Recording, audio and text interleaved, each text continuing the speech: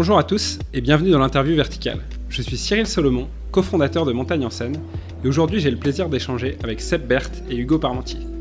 Les deux grimpeurs sont à l'affiche du film Blo dans la peau, réalisé par Jérôme Tanon et qui fait partie de la sélection de la prochaine édition du festival Montagne en Seine. Seb et Hugo nous avaient contactés il y a environ un an pour nous parler d'un projet qui nous a semblé délirant. Pour le 70e anniversaire du premier set à blocs, la Joker à Fontainebleau, ils comptaient grimper 70 blocs à la journée à travers toute la forêt en reliant les blocs à vélo. Dans leur tête, 70 7A, ça risquait d'être un peu trop facile, donc ils ont imaginé pouvoir en tenter 100. Alors sans plus attendre, c'est parti pour l'interview verticale de Seb Berthe et Hugo Parmentier. Allez. Oh, solide. T'es trop solide, mec. T'es une putain de machine. T'es une putain de brute. Oh, t'es brutos. Oh, qu'il est fort ce con.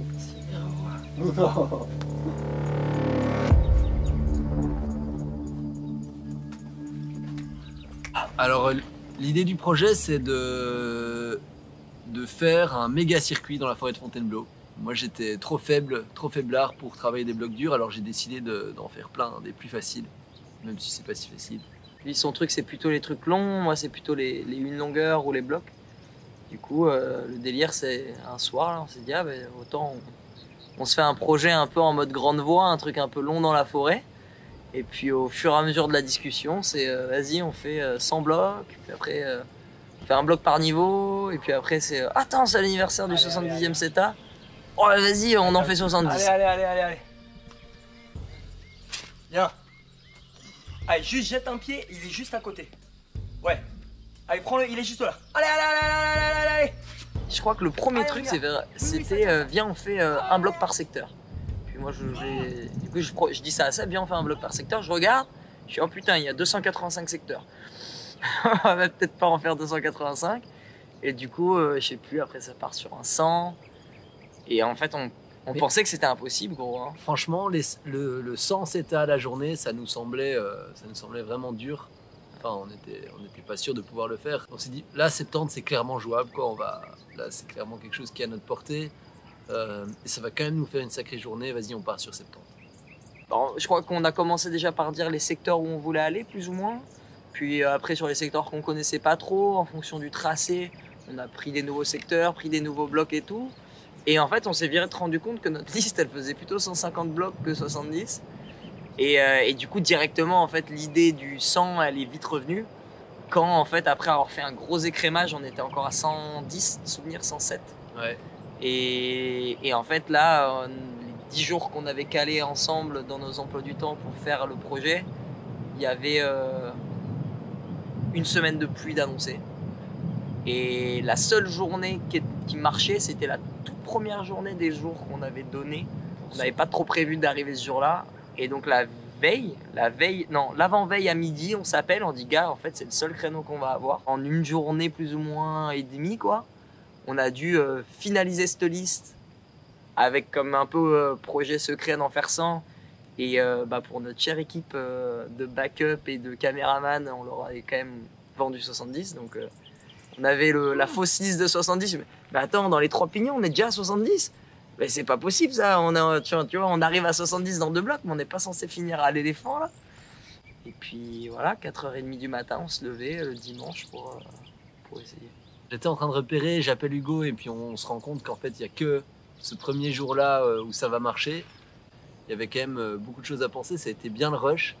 Et ça a ajouté un petit truc un peu d'expé à tout ça parce qu'il fallait se dépêcher. Je me voyais un peu la veille d'un big haul, la veille d'une grande voie, en train de préparer tout ça, quoi. Ça, c'était cool. Ouais, c'est marrant, Seb, il rentrait de Céus tout juste d'essayer biographie. Moi, j'étais dans le sud de la France pour des événements et tout. Et vraiment, ça s'est accéléré. Ça nous a enlevé du stress, je pense. Tu sais, du moment où, si t'as 2 jours pour préparer le truc, où vraiment t'es posé, tu fais chaque machin minutieusement, je pense que le stress, il augmente assez fort. Surtout quand tu sens que t'as une journée énorme devant toi. Là, en fait, on a été pris un peu au dépourvu et... Moi, j'étais stressé la veille. Oh, toi, t'as pas dormi. Il dormait à côté de moi, là, et je me suis levé 2 fois pour pisser. Il était là. Je sais pas pourquoi j'étais stressé. Ça faisait longtemps que j'avais pas fait une journée comme ça de grande voie et du coup, Du coup, ouais, il y avait vraiment une petite appréhension, une petite excitation qui était présente le jour d'avant. Et donc, ouais, j'ai pas dormi super bien. Allez, 27 trop loin. Allez, go.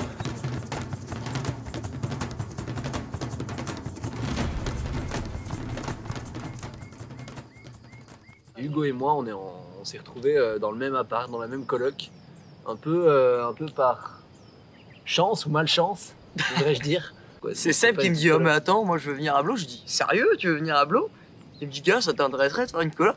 Et je suis là, je me pose une seconde, je fais, bah gars, ouais, en vrai, grave. La forêt de Fontainebleau, c'est quand même... toi, tu la connais mieux que moi, c'est un endroit assez magique. Moi, je la découvre seulement dans le sens où j'étais juste venu pendant des courts séjours avant. J'avais vraiment pas découvert son ampleur, son côté magique, tout ce qu'il y a à explorer. Et là, le fait d'y habiter, enfin, je fais beaucoup de trajets à vélo. Tu découvres ce truc énorme qu'est cette forêt. Et ça donne envie de faire des projets dedans. Et puis, c'est ça qui est arrivé. Allez, go. Yes, super. C'est bien ça. Le premier CETA a été fait en 53 avec la Joker. Et là, c'est clair que c'est assez dingue de se dire ça, quoi. CETA bloc, c'est quand même vraiment un vrai gros niveau d'escalade avec une vraie technique.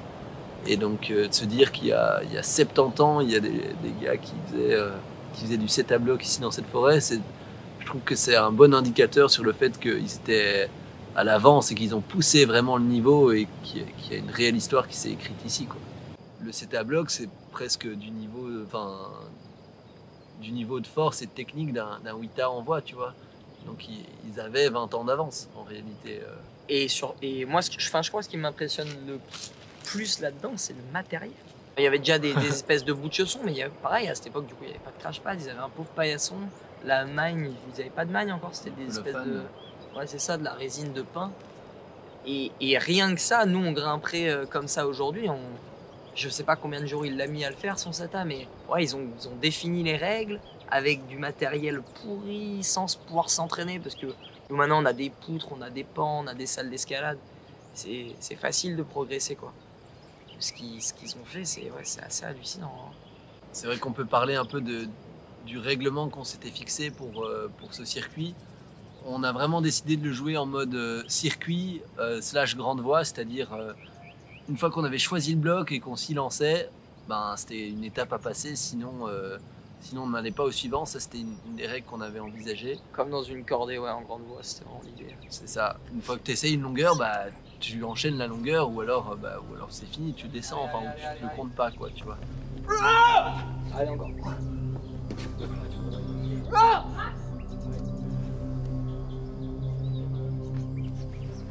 Allez, fais-le.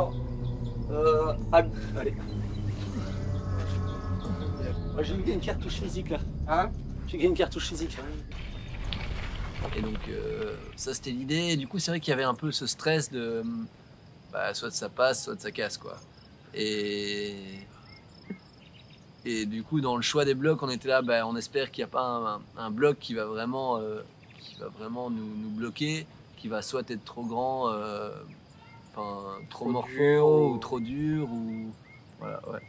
Et au final, ouais, dans cette éthique, au final, en tout cas, moi, je l'ai pas respecté. Il y a un bloc que j'ai pas réussi à faire. Ouais. Et voilà, pressé par en plus le timing. Par le timing, on voulait pas grimper de nuit parce que c'est pas autorisé en forêt. Alors, on peut le dire, on a fait quelques blocs à la frontale pour finir. On a dépassé d'une demi-heure dans le 20 minutes là de jour. Mais bon, globalement, on a quand même relativement respecté la règle. Mais voilà, du coup, arrivé à la 16e heure de grimpe ou 15e heure de grimpe, Seb, il m'a regardé, il m'a dit, bon gars, viens, on en trouve un et on continue. Moi, ça m'a mis quand même une bonne balle dans le pied, mais bon, voilà. Du coup, on a continué. Moi, j'ai pas respecté cette éthique. Seb a poussé jusqu'à 101 pour m'attendre que moi, j'en réalise 100 anyway, quoi, malgré cet échec dans Rababoum, mais voilà, avec le recul, moi je suis quand même content d'avoir poussé jusqu'au 100e, même si voilà, l'éthique n'a pas été respectée. C'est une éthique qu'on s'était automobilisme. Ouais. Il y avait aussi une règle qui nous semblait importante, c'est dans l'essence, c'est qu'on les fasse tous les deux. On voulait pas se dire, bah Hugo il fait cela, moi je fais cela parce que ça nous convient mieux. C'est que tous les deux on voulait faire le même bloc et du coup ça mettait un peu cette pression. Et moi j'ai ressenti ce truc vraiment d'entraide quoi. Du coup j'étais aussi content que Hugo fasse le bloc que moi presque, tu vois, même parfois plus, tu vois. Ouais. Vraiment ce truc, putain, il faut qu'il passe, sinon on va être coincé là. Allez gars. Allez gars. Yes. Allez. Allez oui, fais l'effort. Allez. Allez. Oh. Oui. Bien ça Hugo. Je te sentais derrière, gros. Honnêtement, ça a été un travail d'équipe. Comme même en grande voie, ça peut encore moins l'être, je pense. Parce que t'es plus loin. Parce que t'es plus loin, ouais. Là, en fait, t'es là, tu le pars, Ouais, en plus, on avait qu'un petit pas, du coup, on était à la parade vraiment proche, avec les racines, les cailloux, à se brosser les prises, à remballer le pad pendant que l'autre il fait le tour, mettre les chaussures, ranger son sac avant quand il descend, et inversement. Et ça a été un pur travail d'équipe, ça a été un moment où on s'est soudés fort, quoi. Ouais, c'était intense, ouais. Encore plus haut. Allez. Maintenant, puis on se téléguidait, enfin tu vois, on s'envoyait le plus de méthodes possible, puis on alternait la personne qui démarrait dans le bloc pour, tu vois, pour justement donner les méthodes à l'autre après, donc ça c'était vraiment cool.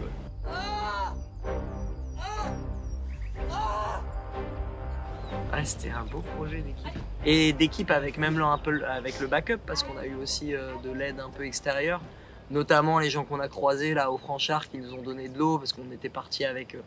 en fait, on aurait dû partir avec 6 litres, 7 litres d'eau, donc en fait, on a croisé des gens, on leur a demandé de l'eau, un peu même de nourriture.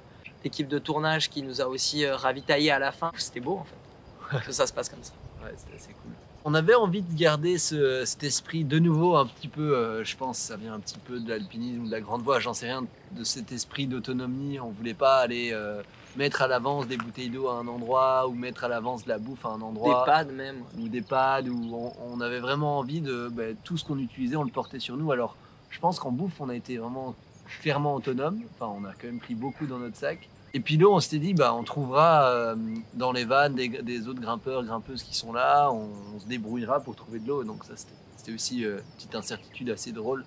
Au moment où on a eu une gourde vide et qu'on était là, voilà, on espère qu'on va trouver ce van là où on pourra remplir de l'eau. On fait notre circuit là. Est-ce qu'on peut remplir de l'eau chez toi? Ouais. On est à sec. Ouais, énorme. Du coup, c'est quoi, 70 blocs aujourd'hui? On a 30 blocs de bonus. Ok. Donc on risque de faire 100. 100? On va essayer. 100. Du coup, vous allez où là? On Franchard Route Pleine. Bonne chance. Merci. Hein. Puis, let's go pour les 100. Hein. Ouais. Évidemment, dans un projet comme ça, il faut être le plus léger possible parce qu'il faut avancer vite. Et à la fois, il y a quand même un gros facteur engagement qu'on n'avait pas sous-estimé. Donc on a fait le choix de prendre un pad pour 2. Ce que j'ai trouvé assez fou avec ce projet et cet unique pad, ça a été de se rendre compte de l'importance de la parade en bloc et du fait que parfois on trimballe vraiment, on amène plein de crash pads, alors qu'en fait, avec vraiment des bons pareurs et un crash pad bien placé, tu peux vraiment faire des merveilles, quoi. Moi, je me suis senti, et parfois aussi qu'on utilise des crash pads alors qu'il n'y a pas réellement besoin de crash pad. Je dis pas qu'il faut grimper sans crash pad, mais moi, je me suis pris des boîtes là, à tomber à côté du crash. Maintenant, je sais tomber, donc ça va, mais tomber du crash pad de 2 mètres de haut et en fait faire ok, mais en fait, les anciens ils faisaient ça, et puis bon, c'est sûr que c'est mieux d'avoir des crash pads, mais ça marche quand même, quoi. Du coup, ça donne des perspectives, quoi, aussi dans d'autres niveaux, ou peut-être moins de blocs, mais des. Ouais, je sais pas. Moi, personnellement, ça me motive trop à continuer d'explorer. Enfin, en vrai, là, je me dis, j'ai hâte d'être l'automne prochain, parce que là, il va bientôt faire trop chaud, et de repasser du temps dans la forêt, et en fait, de me dire qu'il y a un potentiel infini, quoi, tu vois, et de continuer de grimper là-dedans.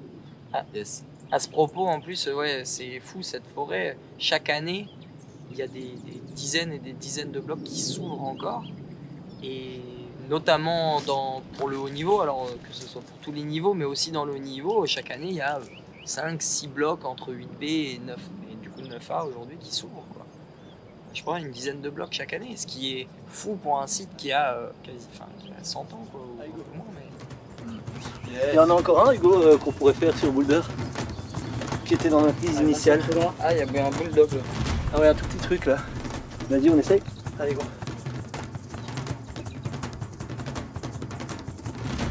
Un bloc majeur, c'est une ligne, des prises majeures, Ouais, une qualité de prise, un Ou- toucher, de cailloux, c'est ça, une texture ou des formes.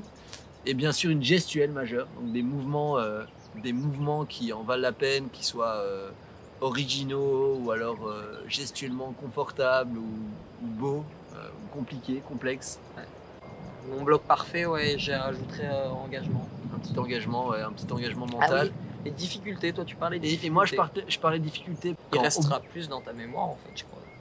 quand Si t'as- tu enchaînes au bout d'un vrai combat, qui est vraiment il y a une lutte avec ce bloc, bah là le moment il va être majeur comme le bloc.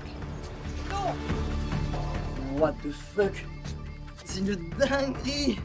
Un bloc de compète. Des majeurs, hein? Allez, faut pas traîner les gars, faut continuer d'accélérer là. En vrai. Sinon on est mort. Et ce qui est aussi important de savoir, c'est que le circuit à Fontainebleau est quand même quelque chose, je pense, qui est né dès le début de la pratique de l'escalade à Fontainebleau. Il y a eu cette idée de circuit qui est très présente dans tous les secteurs. Il y a des circuits qui vont de 1 à 50, de différentes couleurs en fonction de la difficulté. Et donc, je crois que c'est aussi une base aussi pour s'entraîner pour la grande voie et l'alpinisme, ce qui était aussi un petit peu mon idée. Enfin, en tout cas, moi, j'y ai trouvé de l'intérêt aussi là, dans ce projet pour m'entraîner pour les grandes voies. Et donc, ce circuit, enfin, cette idée de circuit qui est assez classique à Blo, en fait, c'est génial. C'est super agréable, c'est super grisant de faire ces circuits, de faire plein de blocs et de faire un grand circuit comme ça, un méga circuit comme on l'a appelé. C'était génial, quoi. L'histoire des circuits, c'est marrant d'ailleurs, dans toutes les salles d'escalade là en France, quand il y a les circuits de couleurs dans vos salles, là c'est exactement ça, hein. C'est le circuit jaune, orange, bleu, rouge, noir. Je vais parler d'histoire sans réellement la connaître, mais si je dis pas de bêtises, c'est quand même là que la pratique du bloc elle a commencé.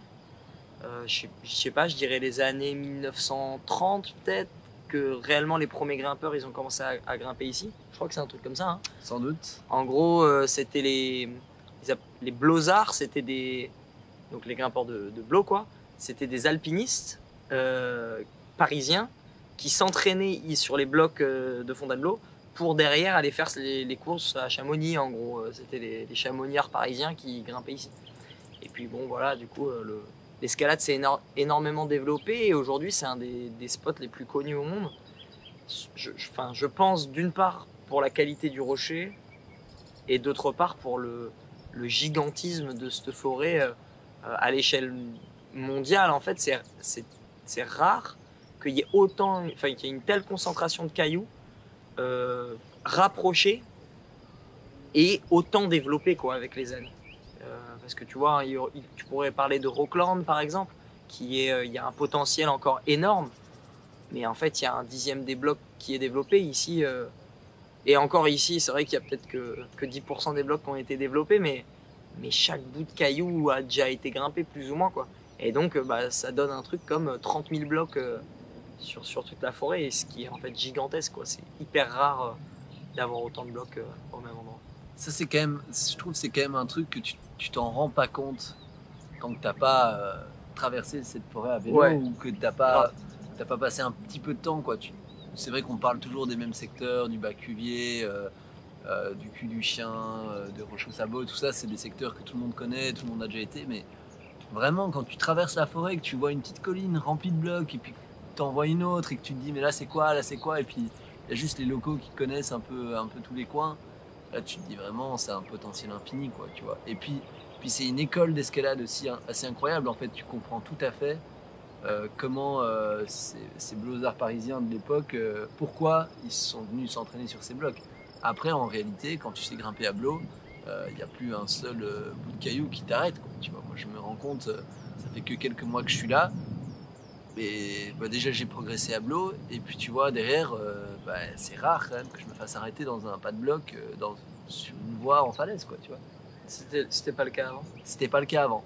Et avant, je me faisais toujours arrêter par des pas de bloc, tu vois. C'était souvent le cas où je manquais de force, ou il y avait un truc que je calais pas. Ici, les méthodes, je les lis très très vite, tu vois. Ouais. Beaucoup plus vite qu'avant. Et bon, après, c'est peut-être pas que lié à Blo, hein, c'est lié au fait que. Ouais, que tu pratiques plus le bloc. Ouais, ouais. Mais là, c'est très vrai ce que tu dis. Il y a une variété dans les types de passages ici qui est assez extraordinaire et qui est assez rare d'ailleurs.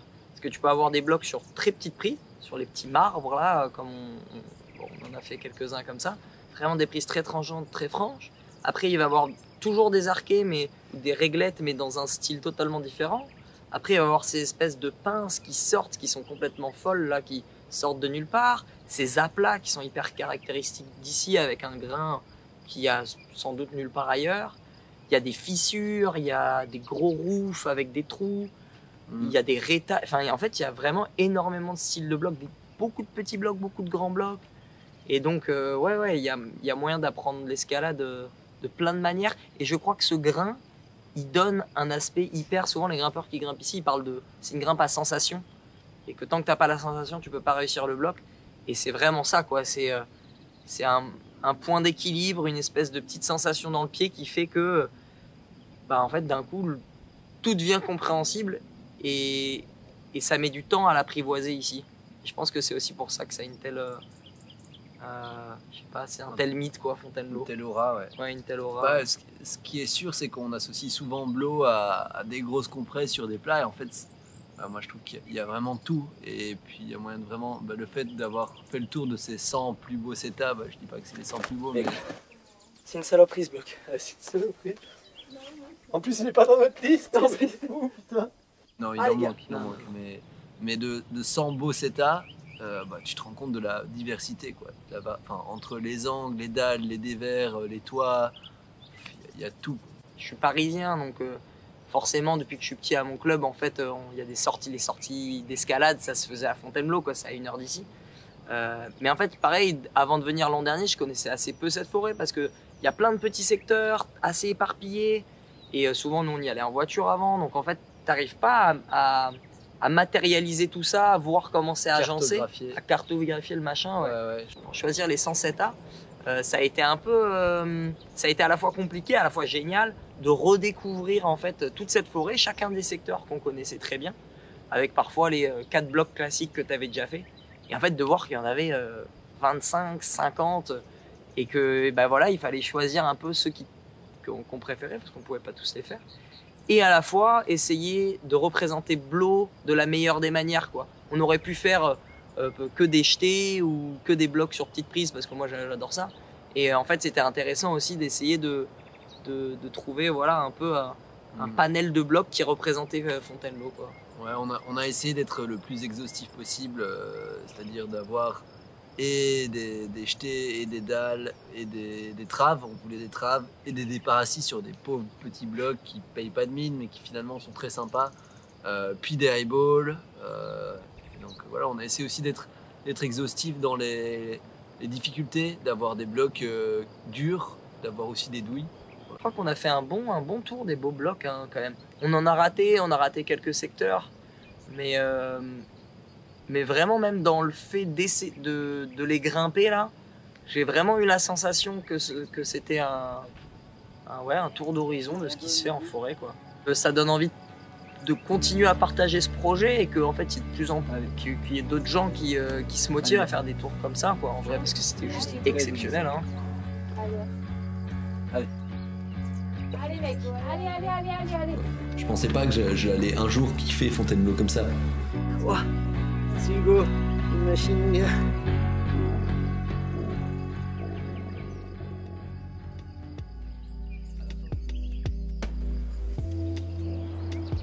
Et voilà, c'est terminé pour cette interview verticale avec Seb Bert et Hugo Parmentier. J'espère que ça vous a plu.